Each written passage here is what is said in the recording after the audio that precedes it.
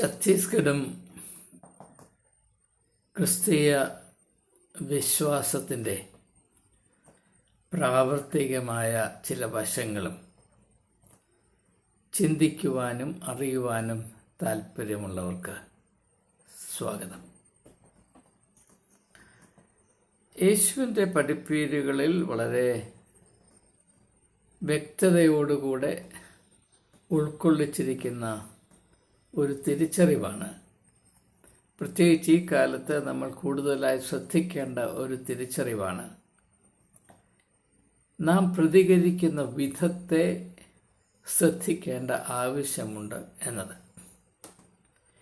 യേശു പറഞ്ഞു, ആരെങ്കിലും നിങ്ങളെ ഒരു ചെകിട്ട് തടിച്ചാൽ മറ്റേ ചെകിടും കൂടെ കാണിച്ചു കൊടുക്കണം. അതിൻ്റെ അർത്ഥം നിങ്ങളുടെ ചെകിടിന് വിലയില്ല എന്നുള്ളതല്ല. എൻ്റെ അർത്ഥം, നിങ്ങൾ എപ്രകാരമാണ് നിങ്ങൾക്ക് വേദനയും അപമാനവും മുറിവുകളും അനുഭവിക്കേണ്ടി വരുന്ന അവസ്ഥയോട് പ്രതികരിക്കുന്നത് എന്നത് നിങ്ങൾ പ്രത്യേകം ശ്രദ്ധിക്കണം എന്നാണ് എൻ്റെ അർത്ഥം. കാരണം നാം യഥാർത്ഥത്തിൽ ആരാണ് എന്ന് ലോകത്തിൻ്റെ മുൻപിൽ നാം വെളിപ്പെടുത്തുന്നത്, സാക്ഷ്യപ്പെടുത്തുന്നത് ഇങ്ങനെയുള്ള പ്രകോപനാത്മകമായ സാഹചര്യങ്ങളോട് നാം എങ്ങനെ പ്രതികരിക്കുന്നു എന്നുള്ളതാണ്. ഛത്തീസ്ഗഡിൽ ഒരു വിധത്തിലും ന്യായീകരിക്കാൻ കഴിയാത്ത വിധത്തിൽ അപമാനിക്കപ്പെട്ട കന്യാസ്ത്രീകളോടുള്ള സ്നേഹവും ആദരവും പ്രകടിപ്പിക്കുമ്പോൾ തന്നെ ആ സംഭവത്തോട് എപ്രകാരമാണ് ക്രിസ്ത്യാനികൾ, അവരൊരു വിശ്വാസ സമൂഹമെങ്കിൽ യേശുവിൻ്റെ ആദർശങ്ങളെ കേന്ദ്രീകരിച്ച് ലോകത്തെ കാണുകയും ലോകത്തോട് ബന്ധപ്പെടുകയും പ്രതികരിക്കുകയും ചെയ്യുവാൻ ബാധ്യസ്ഥരായ ഒരു ആത്മീയ കൂട്ടമെന്ന് അവർ അവകാശപ്പെടുന്നുവെങ്കിൽ എപ്രകാരമാണ് ഈ സാഹചര്യത്തെ നാം കാണേണ്ടത്, മനസ്സിലാക്കേണ്ടത്, അതിനോട് പ്രതികരിക്കേണ്ടത് എന്ന് സുവിശേഷത്തിൻ്റെ വെളിച്ചത്തിൽ അല്പം അന്വേഷിക്കുക ഒരിക്കലും ഒഴിച്ചുകൂടാൻ വയ്യാത്ത ഒരു കടമയാണ്. ഇപ്പോൾ ഇത് സംബന്ധമായി വലിയ ധർമ്മരോഷം പ്രകടിപ്പിക്കുന്ന മെത്രാന്മാർ, അവിടെ വാല് പിടിച്ച് നടക്കുന്ന വിശ്വാസികൾ എന്തുകൊണ്ടാണ് ഇങ്ങനെ ഒരു അന്വേഷണം നടത്തുവാൻ അല്പം പോലും മുതിരാത്തത്, അങ്ങനെ ചിന്തിക്കേണ്ട ആവശ്യം പോലും ഉണ്ട് എന്ന് തിരിച്ചറിയാത്തത് എന്നത് നമ്മെ ഏവരെയും ചിന്തിപ്പിക്കേണ്ട ഒരു അവസ്ഥയാണ്. നാം യേശുവിൻ്റെ അനുയായികളെന്ന് പറയുമ്പോൾ എൻ്റെ അർത്ഥം എന്താണ്? നാം ആയിരിക്കുന്ന സാഹചര്യങ്ങളോട് യേശുവിൻ്റെ ആത്മീയ ദർശനത്തിന് അനുയോജ്യമായ വിധത്തിൽ പ്രതികരിക്കുവാൻ ബാധ്യസ്ഥരായ ഒരു കൂട്ടമെന്നാണ് എൻ്റെ അർത്ഥം. വിശ്വാസികൾ ആരാണ്? നാം ആരെ വിശ്വസിക്കുന്നുവോ ആ വ്യക്തിയുടെ പ്രത്യേകതയെ മാനിച്ചുകൊണ്ട് ഈ ലോകത്തോട് ബന്ധം പുലർത്തുവാനും അതിൻ്റെ വിവിധമായ സാഹചര്യങ്ങളോടും സാധ്യതകളോടും പ്രതികരിക്കുവാനും ബാധ്യസ്ഥരായ ഒരു കൂട്ടമാണ്. എന്നാൽ ഈ ഒരു സംഭവത്തിൽ കൂടെ പകൽ പോലെ സ്പഷ്ടമായി വരുന്നത്, നാം യേശുവിൻ്റെ പേരിൽ മറ്റുള്ളവരെ നന്നാക്കാനൊക്കെ നടക്കുമെങ്കിലും നമ്മുടെ ഒരു സാഹചര്യം, നമ്മുടെ ഒരു ആവശ്യം വരുമ്പോൾ നാം യേശുവിൻ്റെ പഠിപ്പീരുകളെയും ദർശനങ്ങളെയും നിർദ്ദേശങ്ങളെയും 100% അവഗണിക്കുന്നവരായിട്ടാണ് നമ്മെ തന്നെ ഈ സമൂഹത്തിൻ്റെ മുൻപിൽ അവതരിപ്പിക്കുന്നത് എന്ന യാഥാർത്ഥ്യം ദയവായി തിരിച്ചറിയണമേ. ഇത് മാത്രം പറയുവാനാണ് ഞാൻ ഈ വീഡിയോ ചെയ്യുന്നത്. ഇത് സംബന്ധമായ 1-2 കാര്യങ്ങൾ ഇതിനോട് അനുബന്ധമായി മാത്രം നിങ്ങൾ ശ്രദ്ധയിൽപ്പെടുത്തുവാൻ ഞാനിപ്പോൾ ശ്രമിച്ചു കൊള്ളട്ടെ. പ്രത്യേകിച്ച് മത്തായിയുടെ സുവിശേഷം 5-ാം അധ്യായത്തിൽ രേഖപ്പെടുത്തിയിരിക്കുന്ന, ഒരുപക്ഷെ ഈ ലോകത്തിൻ്റെ കണ്ണിൽ കൂടെ നോക്കുമ്പോൾ തികച്ചും ആർക്കും നിർവഹിപ്പാൻ കഴിയാത്തത് എന്ന് തോന്നിപ്പിക്കാവുന്ന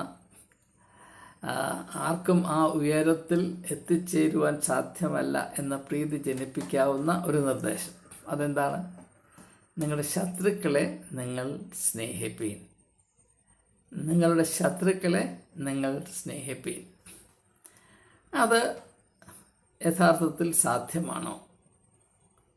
ഈ ഒരു സാഹചര്യം, പ്രത്യേകിച്ച് ഛത്തീസ്ഗഡ് സംഭവത്തോടുള്ള ബന്ധത്തിൽ വളരെ വസ്തുതാപരമായി ചിന്തിക്കുവാൻ ഇതാ നമുക്കൊരവസരം ലഭിച്ചിരിക്കുന്നു. എൻ്റെ ജീവിതത്തിൽ ഇങ്ങനെയുള്ള അനുഭവങ്ങൾ ഉണ്ടായിട്ടുണ്ട്. ആ സമയത്തൊക്കെയും യേശുവിൻ്റെ ഈ ആദർശത്തെ ഞാൻ ഓർക്കുകയും എപ്രകാരമാണ് എൻ്റെ അവസ്ഥയോട് ഇത് പ്രതിപാദിക്കുന്നത് എന്നത് നിശബ്ദതയിൽ വളരെ അനേക അവസരങ്ങളിൽ വളരെ സമയമെടുത്ത് ചിന്തിക്കുവാൻ ഇടയായിട്ടുണ്ട്. തൽഫലമായി പല തിരിച്ചറിവുകൾ എന്നിൽ ഉളവായിട്ടുണ്ട്. അതിൻ്റെ ഒരംശം മാത്രമാണ് നിങ്ങളുമായി ഇപ്പോൾ പങ്കിടുവാൻ ഞാൻ ശ്രമിക്കുന്നത്. എനിക്ക് ആദ്യമേ പറയാനുള്ളത്, ശത്രുവിനെ സ്നേഹിക്കുക എന്ന് പറയുമ്പോൾ അതിൽ പ്രധാനമായും 2 ആശയങ്ങളാണ് ഉൾപ്പെട്ടിരിക്കുന്നത്. ഒന്ന്, ഈ ശത്രുത്വം പിറക്കുന്നതിൽ നിങ്ങൾ വഹിച്ച പങ്ക് എന്താണ് എന്ന് നിങ്ങൾ ദയവായി തിരിച്ചറിയുക. നമുക്കറിയാം, എന്തെങ്കിലും പിറക്കണമെങ്കിൽ 2 കൂട്ടർ അതിൽ പങ്കെടുക്കണം. ഇപ്പോൾ ഒരു കുഞ്ഞ് പിറക്കണമെങ്കിൽ ഒരു സ്ത്രീയും പുരുഷനും കൂടെ സഹകരിച്ച് പ്രവർത്തിച്ചെങ്കിലേ ഒരു പുതിയ കുഞ്ഞ് പിറക്കുകയുള്ളൂ. ശത്രുത്വവും അതുപോലെ ഒരു പിറവിയാണ്. വാസ്തവത്തിൽ നാം ഒന്ന് പരിഗണിച്ചാൽ, ആദ്യം സ്നേഹമുണ്ടായിരുന്നെങ്കിൽ മാത്രമേ ശത്രുത്വം ഉണ്ടാകുകയുള്ളൂ. സ്നേഹത്തിൽ വിഷം കലരുമ്പോഴാണ് അത് ശത്രുത്വമായി മാറുന്നത്. എല്ലാ ശത്രുക്കളും അവർ പരസ്പരം ബന്ധമുള്ളത് കൊണ്ടാണ്, അവർ ഒന്നായിരിക്കുന്നത് കൊണ്ടാണ് ശത്രുത്വം ഉണ്ടാകുന്നത്. എപ്രകാരം ഒരു സ്ത്രീയും പുരുഷനും ശാരീരികമായി ഒന്നായിത്തീരുമ്പോഴാണ് ശിശു പിറക്കുന്നത്, അപ്രകാരം തന്നെ സ്നേഹത്തിലായിരുന്ന, പരസ്പര സഹകരണത്തിലായിരുന്ന, പരസ്പരം വിലമതിച്ചിരുന്ന 2 കൂട്ടം ആളുകൾ അവരുടെ ഇടപാടുകളിൽ കൂടെ അവർ ഒന്നായിത്തീരുമ്പോഴാണ് ശത്രുത്വം ഉണ്ടാകുന്നത്. അതുകൊണ്ട് എവിടെയെങ്കിലും ശത്രുത്വമുണ്ടായാൽ, നിങ്ങൾ ശത്രുത്വത്തിൻ്റെ അവസ്ഥയിലായിപ്പോയാൽ, അപ്രകാരമുള്ളൊരു സാഹചര്യം ഉടലെടുക്കുന്നതിന് നിങ്ങൾ വഹിച്ച പങ്ക് എന്താണെന്ന് തിരിച്ചറിയുവാൻ നിങ്ങൾ ശ്രമിക്കണം. നാം സാധാരണ എന്താണ് ചെയ്യുന്നത്? നാം ശത്രുത്വത്തിൻ്റെ അവസ്ഥയിലായി കഴിഞ്ഞാൽ പിന്നെ എപ്പോഴും പഴി മറ്റേ സൈഡിലേക്ക് നാം അങ്ങ് മാറ്റിവെക്കുകയാണ്. നമുക്ക് അതിൽ യാതൊരു പക്കവുമില്ല, ഒരു ചുമതലയുമില്ല, നമ്മൾ കുറ്റക്കാരല്ല, പിന്നെ നമ്മളാരാണ്? നമ്മൾ ഇരകൾ മാത്രമാണ്. ഇത് അസത്യമാണ്. ആരെയും ഏതെങ്കിലും വിധത്തിൽ പ്രകോപിപ്പിക്കാതെ ശത്രുത്വം ഉണ്ടാകുകയില്ല. അതൊരു യാഥാർത്ഥ്യമാണ്. അപ്പോൾ യഥാർത്ഥത്തിൽ ഇപ്രകാരമുള്ള വളരെ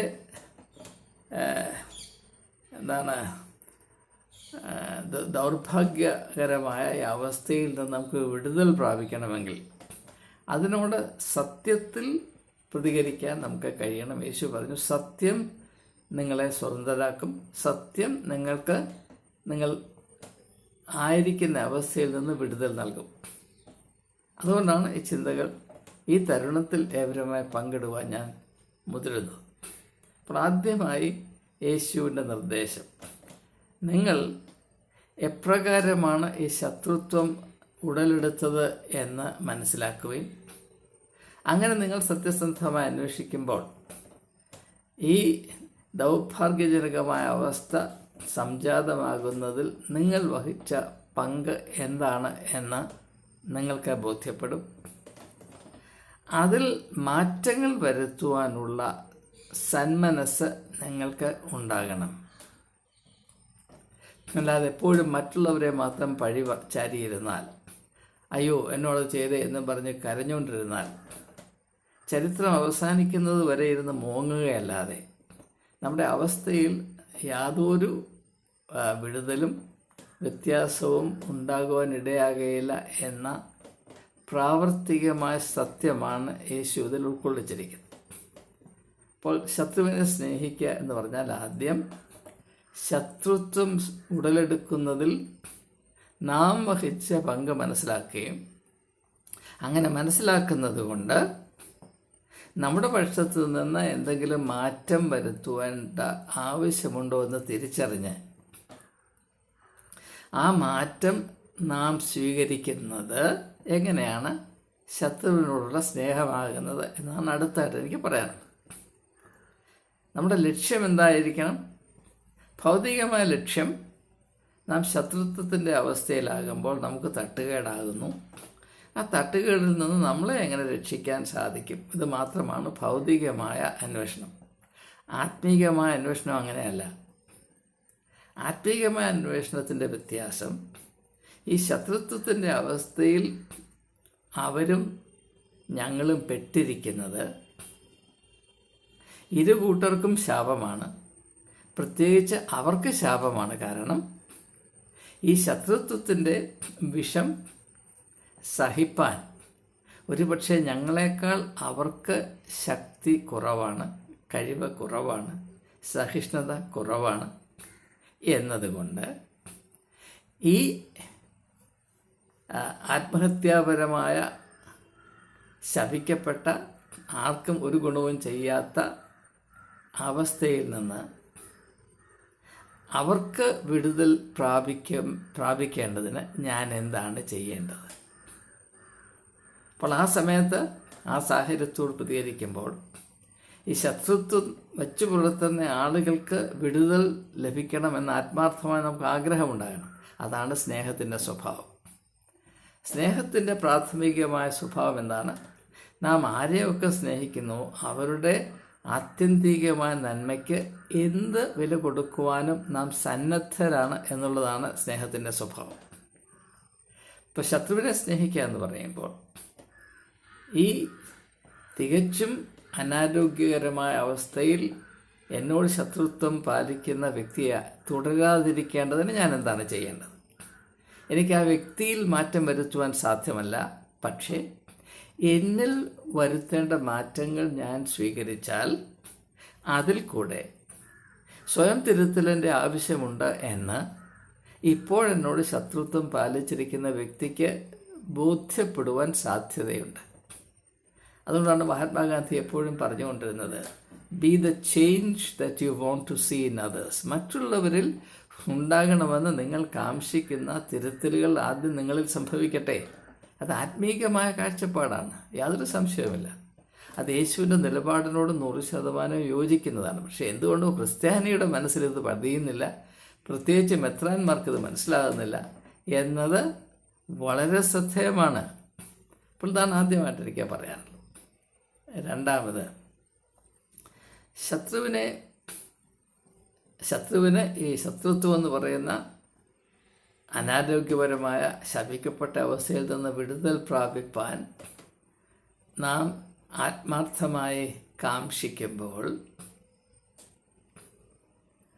ആ അവസ്ഥയ്ക്ക് വരേണ്ട മാറ്റങ്ങൾ എന്താണ് എന്നറിയുകയും സ്വീകരിക്കുകയും ചെയ്യുവാൻ നമ്മുടെ മനസ്സിൽ ഒരു താല്പര്യം ജനിക്കുന്നു എന്ന് ഞാൻ സൂചിപ്പിച്ചു കഴിഞ്ഞു.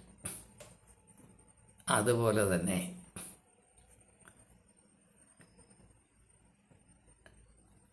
മറ്റുള്ളവർ നിങ്ങളോട് ചെയ്യണമെന്ന് നിങ്ങൾ താല്പര്യപ്പെടുന്നത് പോലെ നിങ്ങൾ അവർക്കും ചെയ്യുവീൻ എന്ന യേശുവിൻ്റെ ഉത്ബോധനം നാം ഇപ്പോൾ സ്വീകരിച്ചിരിക്കുന്ന മതപരമായ തന്ത്രങ്ങൾ അല്ലെങ്കിൽ മതപരമായ ചുമതലയെപ്പറ്റി, കടമകളെപ്പറ്റിയുള്ള നമ്മുടെ ധാരണകൾ, അതിലെന്തെങ്കിലും അപാകതയുണ്ടോ? അപ്പോൾ ആദ്യമായി നമ്മോട് ശത്രുത്വം പാലിക്കുന്ന ആളുകൾക്ക് വിടുതൽ ഉണ്ടാകേണ്ടതിന് എപ്രകാരമാണ് സാഹചര്യം കൈകാര്യം ചെയ്യേണ്ടത് എന്ന താല്പര്യം കേന്ദ്രീകരിച്ചുള്ള ചിന്ത. ഇനിയും രണ്ടാമത്തേത്, നമ്മെ സംബന്ധിച്ചിടത്തോളവും നമ്മിലുണ്ടാകേണ്ട തിരുത്തലുകൾ എന്താണ്? ഇപ്പോൾ ഈ ഒരു അവസരം മാത്രമല്ല, ജീവിതത്തിൽ നാം ഇപ്പോൾ ആയിരിക്കുന്ന അല്ലെങ്കിൽ വച്ചു പുലർത്തുന്ന കാഴ്ചപ്പാടുകൾ, അവലംബിച്ചിരിക്കുന്ന പ്രവർത്തന രീതികൾ തുടർന്നു പോയാൽ ഇപ്രകാരം ഇപ്പോൾ പൊട്ടിമുളച്ച ശത്രുത്വം മാത്രമല്ല, ശത്രുത്വത്തിൻ്റെ ഒരു പരമ്പര തന്നെ നമ്മെ കാത്തിരിക്കുന്നുണ്ട്. അതിൽ നിന്ന് വിടുതൽ പ്രാപിപ്പാൻ നമുക്ക് ആവശ്യമുണ്ട്. അപ്പം നമ്മുടെ വിടുതലിന് വേണ്ടി എന്ത് ചെയ്യണം? നിലനിൽക്കുന്ന വിടുതൽ, അതായത് ഇത് ഇപ്പോൾ നമ്മൾ ഏർപ്പെട്ടിരിക്കുന്ന തെറ്റുകൾ തിരുത്തി കുറച്ചുകൂടെ മെച്ചപ്പെട്ട രീതിയിൽ നാം ഏറ്റെടുത്തിരിക്കുന്ന ആത്മീയ ദൗത്യത്തെ കറപുരളാതെ അതിൻ്റെ പരിശുദ്ധിയിൽ, ആധികാരികതയിൽ നിർവഹിച്ച് മുൻപോട്ട് പോകത്തക്കവണ്ണം നമുക്കിപ്പോൾ പ്രാപ്തിയില്ല എന്നത് ഈ ശത്രുത്വം ജനിച്ചതിൽ കൂടെ നമുക്ക് മനസ്സിലായി. അതുകൊണ്ട് ആ ഒരു സാഹചര്യത്തെ മാത്രം പരിഗണിച്ചല്ല, പിന്നെയോ പൊതുവായ ദർശനത്തിൽ, ആ പൊതുവായ ദർശനം നാം പ്രാപിക്കുന്ന യേശുവിൻ്റെ പഠിപ്പീരുകളുടെ ആകെത്തുകയെ മനസ്സിലാക്കുന്നതിൽ കൂടെയാണ്. കഴിഞ്ഞ 2000 വർഷത്തെ വിശ്വാസ ജീവിതത്തിൻ്റെ ചരിത്രത്തിൽ കൂടെ നമുക്ക് മനസ്സിലാകാവുന്ന കാര്യങ്ങൾ പരിഗണിക്കുന്നതിൽ കൂടെയാണ്. അങ്ങനെയുള്ളൊരു പരിഗണനയിൽ കൂടെ വ്യക്തിപരമായും സമൂഹമായും സഭകളായും നമുക്ക് ഉണ്ടാകേണ്ട മാനസാന്തരം എന്താണ്? നമുക്ക് മാനസാന്തരം ഉണ്ടാകണം. അത് പറഞ്ഞുകൊണ്ടാണ് യേശു തൻ്റെ പരസ്യ ശുശ്രൂഷ ആരംഭിച്ചത്. നമുക്കറിയാം, ദൈവരാജ്യം സമീപിച്ചിരിക്കാൽ മാനസാന്തരപ്പെടുകയും. വ്യക്തികൾക്ക് മാത്രമല്ല, സഭകൾക്കും സമൂഹങ്ങൾക്കും മാനസാന്തരം ആവശ്യമുണ്ട് എന്നതാണ് യോനയുടെ പുസ്തകത്തിലെ ഏറ്റവും പ്രധാനപ്പെട്ട പ്രമേയം. ഒരു വലിയ പട്ടണം, നിനവെ എന്ന് പറയുന്ന പട്ടണത്തിലെ നിവാസികൾക്ക് മുഴുവനും മാനസാന്തരം ആവശ്യമായിരുന്നു, അല്ലെങ്കിൽ ആ സമൂഹം നശിച്ചു പോകുമായിരുന്നു. വളരെ ശ്രദ്ധേയമായ ഒരു ആത്മീയമായ വെളിപ്പെടുത്തലാണ് യോനയുടെ പുസ്തകത്തിൽ കൂടെ നമുക്ക് പ്രാപിപ്പാൻ കഴിയുന്നത്. പക്ഷേ നാം അങ്ങനെയുള്ള കാര്യങ്ങൾ നമ്മുടെ അനുഭവങ്ങളോട് കൂട്ടിച്ചേർത്ത് ചിന്തിക്കാറില്ല, മനസ്സിലാക്കാൻ ശ്രമിക്കാറില്ല. എൻ്റെ അനുഭവത്തിൽ, എൻ്റെ അഭിപ്രായത്തിൽ ഇന്നത്തെ ഏറ്റവും വലിയ മുൻഗണനയായി ക്രിസ്തീയ സമൂഹം കാണേണ്ടത്, the topmost priority that the Christian community needs to recognize, മറ്റുള്ളവരെ മാനസാന്തരപ്പെടുത്തുക, മതം മാറ്റുക എന്നുള്ളതല്ല. നമുക്ക് മാനസാന്തരം ഉണ്ടാകണം, സഭകൾക്ക് മാനസാന്തരം ഉണ്ടാകണം. എഫെസോസിലെ സഭയ്ക്ക് ദൂത് പറയുന്നത് പോലെ യേശുവിനോടുള്ള ആദ്യ സ്നേഹം എന്നെ ഉപേക്ഷിച്ചവരാണ് നാം. യേശുവിൻ്റെ ആദർശങ്ങൾക്ക് ഒരു വിലയും കൽപ്പിക്കാതെ ഭൗതികമായ താല്പര്യങ്ങൾ മാത്രം ലാക്കാക്കി സഭയെ ഓടിക്കുന്ന ശപിക്കപ്പെട്ട അവസ്ഥയിലാണ് നാം. അതിൻ്റെ എത്രയോ ഉദാഹരണങ്ങൾ അടിക്കടി വെളിയിൽ വന്നിട്ടും എന്തുകൊണ്ടാണ് ഇപ്രകാരമുള്ള കിരാതമായ സംഭവങ്ങൾ തുരുതുരാ നമ്മുടെ മധ്യത്തിൽ നടക്കുന്നത് എന്ന് അന്വേഷിക്കുവാൻ ക്രിസ്തീയ വിശ്വാസികൾ ഇന്നും കൂട്ടാക്കുന്നില്ല എന്നത് നമ്മെ ഏവരെ ഞെട്ടിപ്പിക്കേണ്ട ഒരവസ്ഥയാണ്. നമുക്ക് മാനസാന്തരത്തിൻ്റെ ആവശ്യമുണ്ട്. മാനസാന്തരം സ്വീകരിപ്പാൻ മനസ്സില്ലാത്ത വ്യക്തികൾ മറ്റുള്ളവരെ മതം മാറ്റാൻ ഇറങ്ങുമ്പോഴാണ് അവർക്ക് അടി കിട്ടുന്നത്. അങ്ങനെ അടി കിട്ടുക എന്നത് തികച്ചും യുക്തിസഹജമാണ്, അനിവാര്യമാണ്, അങ്ങനെ സംഭവിക്കേണ്ടത് തന്നെയാണ്. ഇനിയും ഈ സംഭവത്തെപ്പറ്റി അല്പം ഒന്ന് പരാമർശിക്കുമ്പോൾ, അതായത് ഈ 2 കന്യാസ്ത്രീകളെ അറസ്റ്റ് ചെയ്ത് അവരിപ്പോഴും ലോക്കപ്പിലാണ്.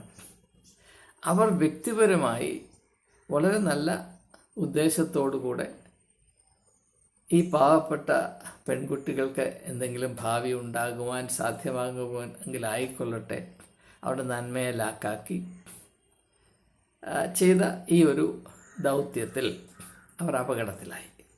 എന്നാൽ ഈ അവരെ മാത്രം കേന്ദ്രീകരിച്ച് നാം ചിന്തിക്കുമ്പോൾ ഇതൊരു വലിയ അനീതിയാണ് എന്ന് നമ്മുടെ ഹൃദയം ഉരുകേണ്ട ഒരു സംഭവമാണെന്ന് തോന്നുമെങ്കിലും കുറച്ചുകൂടെ വിശാലമായി ചിന്തിക്കുമ്പോൾ അവർ പ്രതിനിധാനം ചെയ്യുന്ന മതസംവിധാനമില്ലേ, സഭ, അതിൻ്റെ ആകമാനമായ കാഴ്ചപ്പാടിൽ, അതിൻ്റെ അവസ്ഥയിൽ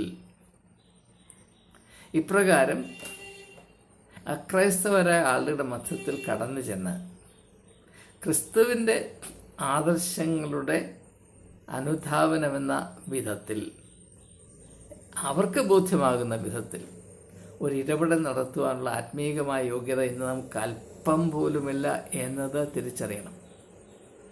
ഈ സംഭവം നിങ്ങൾക്ക് മനസ്സിലാകണമെങ്കിൽ ഞാൻ ഈ പറഞ്ഞ കാര്യം തിരിച്ചറിഞ്ഞേ മതിയാകുകയുള്ളൂ. സംഘപരിവാർ എത്ര അക്രമ ആസക്തരാണ് എന്നൊക്കെ പറഞ്ഞാലും അവർ മനുഷ്യർ തന്നെയാണ്. നന്മയുടെ സ്വഭാവം, നന്മയുടെ മാഹാത്മ്യം, നന്മയുടെ സൗന്ദര്യം തിരിച്ചറിയാൻ നമ്മൾക്കുള്ളതുപോലുള്ള കഴിവ് അവർക്കുമുണ്ട്. ഞാൻ എൻ്റെ കഴിഞ്ഞ അരനൂറ്റാണ്ട് കാലത്തെ പൊതുജീവിതത്തിൽ അനേക അനുഭവങ്ങളിൽ, സാഹചര്യങ്ങളിൽ, സന്ദർഭങ്ങളിൽ ഹിന്ദു മതത്തിലെ ആളുകളുമായി ചേർന്ന് പല ഇടപെടലുകൾ നടത്താൻ എനിക്കിടയായിട്ടുണ്ട്. ഞാൻ ഈ തരുണത്തിൽ സ്വാമി അഗ്നിവേഷ് എന്ന് പറയുന്ന മഹാനായ ഒരു വ്യക്തിയെ ഓർത്തു പോവുകയാണ്. 25 വർഷത്തോളം അദ്ദേഹത്തോട് ചേർന്ന് ഈ രാജ്യത്തിൻ്റെ വിവിധമായ സ്ഥലങ്ങളിൽ പല പ്രശ്നങ്ങളിൽ ഇടപെടുവാനും പലയിടങ്ങളിൽ ഗണ്യമായ മാറ്റങ്ങൾ വരുത്തുവാനും സാധിച്ചു എന്നത് ഞാൻ എളിമയോടെ ഈ സമയത്ത് ഓർത്തു പോവുകയാണ്. ആയിരക്കണക്കിന് ഹിന്ദുക്കളോട് ഇടപെടുവാൻ എനിക്കിടയായിട്ടുണ്ട്. എനിക്ക് അറിയാവുന്നൊരു സത്യം, അവർ നമ്മെപ്പോലെ ഒരുപക്ഷെ നമ്മേക്കാൾ ഒരു പടി മുൻപിൽ നന്മയുടെ സൗന്ദര്യം തിരിച്ചറിയുന്നവരും വെളിച്ചത്തെ ആദരിക്കുന്നവരുമാണ്. എനിക്കതിനെപ്പറ്റി യാതൊരു സംശയവുമില്ല. അത് സംഘപരിവാറിലുള്ള ആളുകളെ പറ്റി പോലും ഞാനത് പറയും. പക്ഷേ അവിടെ പ്രവർത്തന രീതിയിൽ കാര്യമായ പ്രശ്നങ്ങളുണ്ട്. അത് തിരിച്ചറിയത്തക്കവണ്ണം അവരോട് ഇടപെടുവാൻ നമുക്ക് കഴിയുന്നില്ല എന്ന് നമ്മുടെ പരാജയം കൂടെയാണ്. എൻ്റെ ഒരു അനുഭവം പറഞ്ഞാൽ, വിഷ്ണു ഹരി ദാൽമിയ വിശ്വ ഹിന്ദു പരിഷത്തിൻ്റെ നാഷണൽ പ്രസിഡൻ്റ് ആയിരിക്കുമ്പോൾ എൻ്റെ ഒരു പുസ്തകം രൂപ ആൻഡ് കമ്പനി പ്രസിദ്ധീകരിച്ച് അത് ഗുജറാത്ത് റൈറ്റ്സിനെ പറ്റിയുള്ളതായതുകൊണ്ട് അതിനെപ്പറ്റി അദ്ദേഹം വളരെ കുപിതനായി ഫോണിൽ കൂടെ എന്നോട് സംസാരിച്ചു. ഈ വിഷയത്തെപ്പറ്റി ഒരക്ഷരം ഇനി മിണ്ടിപ്പോകരുത് എന്ന് അദ്ദേഹം നിർദ്ദേശിച്ചു. ഞാനത് നിഷേധിച്ചു. അദ്ദേഹം കുപിതനായി ഫോൺ താഴെ വെച്ചു. അതിനുശേഷം ഒരാഴ്ച കഴിഞ്ഞപ്പോൾ BBC-യുടെ ഒരു ഡിസ്കഷന് സാന്ദർഭികമായ അദ്ദേഹവും ഞാനുമായിരുന്നു അതിൽ പങ്കെടുത്തത്. എൻ്റെ ആശയങ്ങൾ കുറച്ചുകൂടെ മനസ്സിലാക്കിയപ്പോൾ ഇദ്ദേഹത്തിന് ഗണ്യമായ സന്തോഷവും സ്നേഹവും ആദരവും ഉണ്ടായി. അതിനുശേഷം വിഷ്ണു ഹരി ദാൽമിയ മരിക്കുന്നതുവരെ ഞങ്ങൾ സുഹൃത്തുക്കളായിരുന്നു. വളരെ ആഴത്തിൽ പരസ്പരം സ്നേഹിക്കുവാനും വിലമതിക്കുവാനും ഇടയായിട്ടുണ്ട്. അതുകൊണ്ട് അനുഭവത്തിൽ കൂടെ എനിക്ക് നിങ്ങളോട് പറയാം, സംഘപരിവാറിനെ പറ്റി നമ്മുടെ ധാരണ താത്വികമായി ശരിയാണ്, ഐഡിയോളജിക്കലായിട്ട് ശരിയാണ്, പക്ഷേ വ്യക്തിപരമായി തെറ്റാണ്. അരുൺ ശൗരി ക്രിസ്തു മതത്തിൻ്റെ പ്രത്യേകിച്ച് മിഷണറി പ്രവർത്തനങ്ങളുടെ പല ഭാഗങ്ങളെയും വളരെ നിശിതമായി വിമർശിച്ചിട്ടുണ്ട്. എന്നാൽ അതേസമയം തന്നെ യേശുക്രിസ്തുവിനോടുള്ള അദ്ദേഹത്തിൻ്റെ ബഹുമാനം എത്ര ആഴമുള്ളതാണ്, യേശുവിനെ പറ്റിയുള്ള അദ്ദേഹത്തിൻ്റെ അറിവ് എത്ര മഹനീയമാണ് എന്ന് വ്യക്തിപരമായി എനിക്കറിയാം.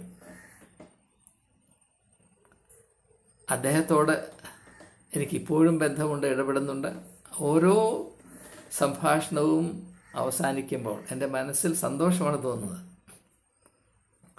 അങ്ങനെ പലരെ പറ്റിയും എനിക്ക് പറയാൻ കഴിയും. അതുകൊണ്ടാണ് നിങ്ങളോട് പറയുന്നത്, ഒരുപക്ഷെ നാം ഈ അവസ്ഥയോട് പ്രതികരിക്കുന്നതിൽ കാര്യമായ തെറ്റ് ഇപ്പോഴും നിലനിൽക്കുന്നുണ്ട്. അത് തിരിച്ചറിയാൻ നമുക്ക് കഴിയണം. നമ്മുടെ അവസ്ഥയിൽ മാറ്റം വരണമെങ്കിൽ നമ്മുടെ ചിന്തയിൽ മാറ്റം വരണം. ആ ചിന്തയിൽ മാറ്റം വരണമെങ്കിൽ യേശു എന്താണ് തൻ്റെ അനുഗാമികൾക്ക് വിഭാവന ചെയ്തിരുന്നത് എന്നതിനെപ്പറ്റി നമുക്ക് സത്യത്തിൽ ആത്മാവിലൊരു ബോധ്യമുണ്ടാകണം. അതില്ലാത്തതാണ് നമ്മുടെ പ്രശ്നം. അതില്ലാതെ പരമ്പരാഗതമായ ചില ധാരണകളുടെ അടിസ്ഥാനത്തിൽ ഭൗതികമായ ലക്ഷ്യങ്ങളെ മാത്രം ലാക്കാക്കി നാം പ്രവർത്തിക്കാൻ ഇറങ്ങുമ്പോൾ നമ്മുടെ മധ്യത്തിലുള്ള അധപ്പതനം എത്ര വലുതാണ് എന്ന പൊതുസമൂഹത്തിന് ഇപ്പോൾ വളരെയധികം വിവരമുള്ളത് കൊണ്ട് നമ്മുടെ ലക്ഷ്യങ്ങളെ, ഉദ്ദേശങ്ങളെ അവർ തെറ്റിദ്ധരിക്കുന്നതിൽ അല്പം പോലും അത്ഭുതപ്പെടാൻ വകയില്ല എന്നതാണ് എൻ്റെ അഭിപ്രായം. അത് പ്രത്യേകിച്ച് മതപരിവർത്തനത്തെ സംബന്ധിച്ചിടത്തോളം. കാരണം നാം മറ്റുള്ള ആരെ താരതമ്യപ്പെടുത്തി നോക്കിയാലും അവരെക്കാൾ മേന്മയുള്ള വ്യക്തികളാണ് എന്ന് അവകാശപ്പെടുവാൻ നമുക്ക് യാതൊരു അടിസ്ഥാനവുമില്ല. പിന്നെ എന്തിനാണ് മറ്റുള്ള മതത്തിൽ നിന്ന് ആളുകളെ ഇങ്ങോട്ട് കൊണ്ടുവരുന്നത് എന്ന് ആളുകൾ ചിന്തിക്കുമ്പോൾ ഇതിൽ ആത്മീയമായ ലക്ഷ്യമല്ല, രാഷ്ട്രീയവും ഭൗതികവും വർഗീയവുമായ താല്പര്യങ്ങൾ മാത്രമേ പ്രവർത്തിക്കുന്നുള്ളൂ എന്ന നിഗമനത്തിൽ അവരെത്തിച്ചേരാൻ മാത്രമേ സാധിക്കുകയുള്ളൂ. ആ ഒരവസ്ഥയ്ക്ക് മാറ്റം വരുത്തുവാൻ തക്കവണ്ണം ക്രിസ്തീയ സമൂഹം തന്നെ ഒന്ന് പരിഗണിക്കുകയും പരിശോധിക്കുകയും ആത്മപരിശോധന നടത്തി നാം എപ്രകാരമാണ് യേശുവിൻ്റെ വഴിയിൽ നിന്ന് തെറ്റിപ്പോയത് എന്ന് തിരിച്ചറിഞ്ഞ് മുടിയനായ പുത്രൻ ദൂരദേശത്ത് പന്നികളുടെ മധ്യത്തിലിരുന്ന് വാളവയറ് നിന്ന് വയറ് നിറയ്ക്കാൻ ശ്രമിച്ചിട്ട് അവന് കിട്ടാതെ വന്ന് അവന് ബോധോദയമുണ്ടായതുപോലെ ക്രിസ്ത്യാനികൾക്ക് ബോധോദയം ഉണ്ടാകേണ്ട കാലഘട്ടമാണിത് എന്ന് പറയുവാൻ എനിക്ക് യാതൊരു മടിയുമില്ല. അതിൻ്റെ കടമയായതുകൊണ്ട് ഞാൻ പറയുകയാണ്. നമ്മളെക്കാൾ മറ്റുള്ളവരെ സഹിക്കുവാനും മനസ്സിലാക്കുവാനും സ്നേഹിപ്പാനും കഴിവില്ലാത്ത ആരും ഈ ഭാരതത്തിലില്ല. ആരെയും സഹിക്കുവാനും വിലമതിക്കുവാനും നമുക്ക് ഒരു മനസ്സുമില്ല. നാം അസഹിഷ്ണുതയുടെ ആത്മാക്കളാണ്. We are the very embodiments of intolerance. ഒരു ചെറിയ കാര്യത്തിൽ ഞാൻ ഉൾപ്പെട്ടിരുന്ന ക്രൈസ്റ്റ് ചർച്ച് പാളയം, ഞാൻ അവിടെ നിന്ന് ബഹിഷ്കരിക്കപ്പെടുവാൻ കാരണം സ്വാമി അഗ്നിവേഷ് എന്ന് പറയുന്ന ഒരു വ്യക്തി എൻ്റെ കൂടെ വന്ന് താമസിച്ചു എന്നത് മാത്രമാണ്. എന്നാൽ ഡൽഹിയിൽ ക്രിസ്ത്യാനികൾക്ക് പ്രശ്നമുണ്ടാകുമ്പോൾ എപ്പോഴും അഭയം തേടിയിരുന്നത്, സഹായം അഭ്യർത്ഥിച്ചിരുന്ന സ്വാമി അഗ്നിവേഷിനോടായിരുന്നു. അനേക കാര്യങ്ങൾ അദ്ദേഹം ഇടപെട്ടിരുന്നു. അതിൻ്റെ ഗുണഫലം അവിടുത്തെ ക്രിസ്ത്യാനികൾ അനുഭവിച്ചിരുന്നു. അതൊക്കെ ശരിയാണ്. പക്ഷേ അദ്ദേഹത്തോട് ബന്ധമുണ്ടാകരുത്, അദ്ദേഹത്തെ സ്നേഹിക്കരുത്, അദ്ദേഹത്തെ കൈക്കൊള്ളരുത്. ഇത് നമ്മുടെ സ്വഭാവമാണ്. ഹിന്ദുക്കൾ നമ്മെ കൈക്കൊള്ളും, സ്നേഹിക്കും. അങ്ങനെ അനേക ഹിന്ദുക്കളുടെ സ്നേഹവും ബഹുമാനവും വ്യക്തിപരമായി രുചിച്ചറിയുവാൻ എനിക്ക് ദൈവം കൃപ തന്നു, അവസരം തന്നു എന്ന് പറയാതിരിക്കാൻ ഒരു നിവൃത്തിയുമില്ല. എന്നെ Church of North India Delhi Diocese പീഡിപ്പിച്ചപ്പോൾ, ഞാൻ സെൻറ്റ് സ്റ്റീഫൻസ് കോളേജിൻ്റെ പ്രിൻസിപ്പലായിരുന്നപ്പോൾ എന്നെ പീഡിപ്പിച്ചപ്പോൾ, തുരുതുര എനിക്കെതിരെ കേസ് വന്നപ്പോൾ, അത് മുഴുവനും കള്ളക്കേസായിരുന്നു. അതിൽ നിന്നൊക്കെയും എന്നെ രക്ഷിച്ചത് ഒരു ഹിന്ദു വക്കീലാണ്. മനസ്സിലാക്കണം. ക്രിസ്ത്യാനിയല്ല, ഒരു ഹിന്ദു വക്കീലാണ്. ഞാൻ പീഡനം അനുഭവിച്ച കാലഘട്ടത്തിൽ എല്ലാ ദിവസവും എനിക്ക് വേണ്ടി പ്രാർത്ഥിച്ചുകൊണ്ടിരുന്നത് ക്രിസ്ത്യാനികളല്ല, അക്രൈസ്തവരായ ആളുകളാണ്. കാരണം സത്യവും നീതിയും തിരിച്ചറിയുവാൻ അവർക്ക് നമ്മേക്കാൾ കൂടുതൽ മനസ്സുണ്ട് എന്നതുകൊണ്ട് തന്നെ. ഇത് സത്യമായതുകൊണ്ട് ഞാൻ പറയുകയാണ്. എൻ്റെ അനുഭവ സത്യം അംഗീകരിക്കാൻ എനിക്ക് യാതൊരു മടിയുമില്ല, ഭയവുമില്ല. ക്രിസ്ത്യാനികൾ വലിയ വലിയ കാര്യങ്ങൾ പറഞ്ഞ് നടന്നതല്ലാതെ നമ്മുടെ ഇടയിൽ മനുഷ്യ മാഹാത്മ്യത്തിന് യേശുവിൻ്റെ ആദർശങ്ങൾക്ക് പോട്ടെ, മനുഷ്യ മാഹാത്മ്യത്തിന് പോലും ഇടമില്ലാത്തൊരവസ്ഥയിലേക്ക് നാം പട്ടുപോയി എന്ന മർമ്മഭേദകമായ യാഥാർത്ഥ്യം തിരിച്ചറിയണം. എന്നിട്ടാണ് നമ്മൾ മറ്റുള്ളവരെ മതം മാറ്റാനായിട്ട് ഇറങ്ങി നടക്കുന്നത്. ഇത് മീൻ പിടിക്കുന്നതിന് തുല്യമാണ്. ഇത് അപഹാസ്യമാണ്. നമുക്ക് ആത്മീയമായ ആധികാരികത പ്രാപിപ്പാൻ കഴിയില്ലാത്തിടത്തോളം കാലം, മനസ്സില്ലാത്തിടത്തോളം കാലം ലോകത്തിൽ ആരെയും മതപരിവർത്തനം നടത്തുവാൻ ധാർമ്മികമായി ആധ്യാത്മികമായി നമുക്ക് യാതൊരു അവകാശവുമില്ല. ആ യാഥാർത്ഥ്യം വളരെ വ്യക്തമായി ഇപ്പോൾ നമ്മുടെ മുൻപിൽ നമ്മെ തുറിച്ചു നോക്കിക്കൊണ്ട് നിൽക്കുകയാണ്. ഇത് തിരിച്ചറിയുവാൻ കൂട്ടാക്കിയില്ലെങ്കിൽ കൂടുതൽ അപകടം വിളിച്ചു വരുത്തും. ഞാൻ ഭീരുത്വത്തെ അവതരിപ്പിക്കുകയല്ല, ഞാനൊരു ഭീരുവായിട്ടല്ല ഇത് പറയുന്നത്. എന്നെ അറിയാവുന്നവർക്കറിയാം, ഞാൻ ജീവൻ പണയപ്പെടുത്തി അനേക സാഹചര്യങ്ങളിൽ ഇടപെട്ടിട്ടുണ്ട്. പക്ഷേ ക്രിസ്ത്യാനിക്ക് സത്യസന്ധതയുണ്ടാകണം. ഈ നാട്യം അവസാനിപ്പിക്കണം. ഇല്ലാത്ത ആത്മീയത, ഇല്ലാത്ത മഹത്വമുണ്ട് എന്ന് നടിച്ചുകൊണ്ട് പൊതുജനത്തിൻ്റെ മധ്യേ പോകരുത്. അങ്ങനെ ഇറങ്ങി ചെല്ലുമ്പോഴാണ് ഇപ്രകാരമുള്ള അനുഭവങ്ങൾ ഉണ്ടാകുന്നത്. പക്ഷേ അനുഭവങ്ങൾ ഉണ്ടാകുന്നത് അവിടെയാണ് ദുഃഖം, വേദന അവിടെയാണ്. ഈ അനുഭവത്തിൽ ഈ അങ്കലാപ്പിലായിപ്പോകുന്നത്, അപകടത്തിൽ അരിഷ്ടതയിലായിപ്പോകുന്നത് പലപ്പോഴും സത്യസന്ധരായ, നന്മയുള്ള, നൈർമല്യമുള്ള, എല്ലാവരുടെയും സ്നേഹത്തിന് അർഹതയുള്ള വ്യക്തികളാണ്. അങ്ങനെ രണ്ടുപേരാണ് ഈ കന്യാസ്ത്രീകൾ ഇപ്പോൾ ഛത്തീസ്ഗഡ് സംഭവത്തിൽ വെട്ടിലായിരിക്കുന്നത് എന്നത് എന്നെ വളരെ ദുഃഖിപ്പിക്കുന്ന അവസ്ഥയാണ്. എങ്കിലും അവർ പ്രതിനിധാനം ചെയ്യുന്ന സംവിധാനം മറ്റാരുടെയും ഇടയിൽ ആത്മീകമായ ആധികാരികതയോടെ കടന്നു ചെന്ന് അവർക്ക് എന്തെങ്കിലും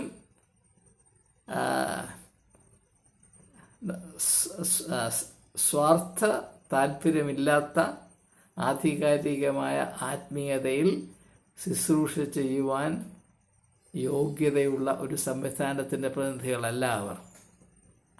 ആ സത്യം തിരിച്ചറിഞ്ഞേ മതിയാകുകയുള്ളൂ. തിരിച്ചറിയാൻ മനസ്സില്ലെങ്കിൽ അത് മനസ്സിലാകുന്നത് വരെ, അങ്ങനെ മനസ്സുണ്ടാകുന്നത് വരെ ഇങ്ങനെയുള്ള കാര്യങ്ങൾ ആവർത്തിച്ചു കൊണ്ടേയിരിക്കും. അത് ഒഴിവാക്കുവാൻ ദയവായി ഏവരും ശ്രദ്ധിക്കണം എന്ന് വിനീതമായി അഭ്യർത്ഥിച്ചുകൊണ്ട് വാക്കുകൾ ഉപസംഹരിക്കുന്നു. ജയ് ഹിന്ദ്, വന്ദേ ഭാരത്, ജയ് ജവാൻ, ജയ് കിസാൻ.